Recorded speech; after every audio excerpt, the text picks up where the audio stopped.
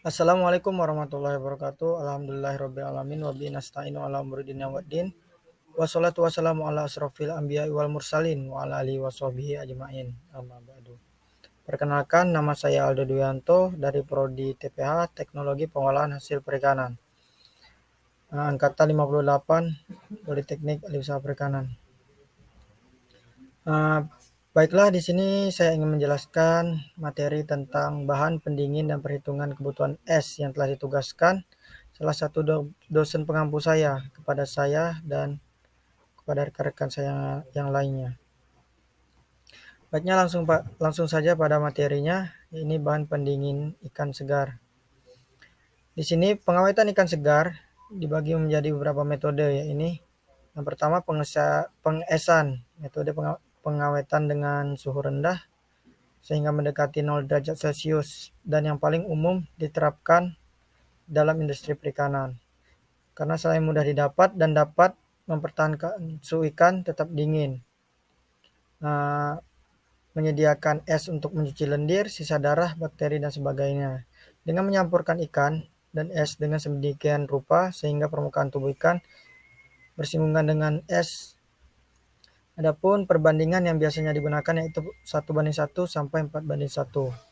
Yang kedua ada ADI, metode pengawetan menggunakan air tawar. Yang sudah didinginkan dengan memanfaatkan air tawar sebagai medium pendingin dengan cara menurunkan suhu ikan mencapai 0 derajat Celcius sampai 1 derajat Celcius. Yang ketiga ada ALDI, yakni metode dengan air laut dingin dengan cara memanfaatkan air laut yang sudah didinginkan dengan es. Yang keempat ada AGADI, air garam dingin, yakni metode pengawetan menggunakan garam yang sudah didinginkan dengan es dengan konsentrasi garam 2,5 sampai 10%.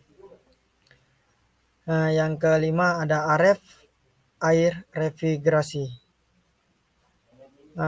Memasukkan ikan ke dalam air tawar yang sudah didinginkan dengan sistem refrigerasi.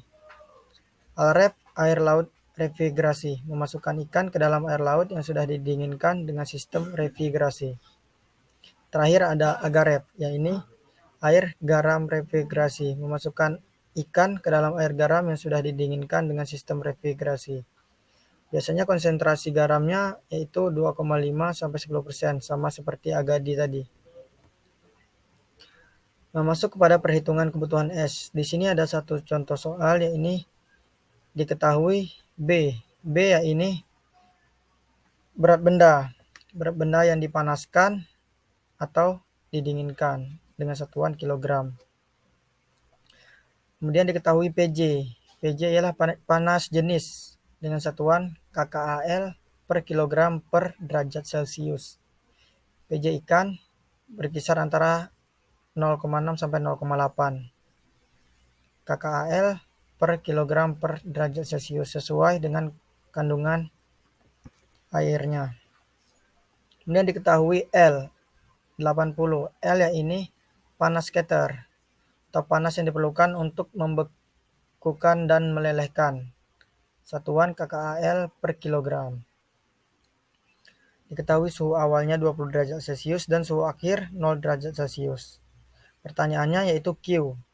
Yang Q di mana adalah jumlah panas yang ditambahkan atau diambil.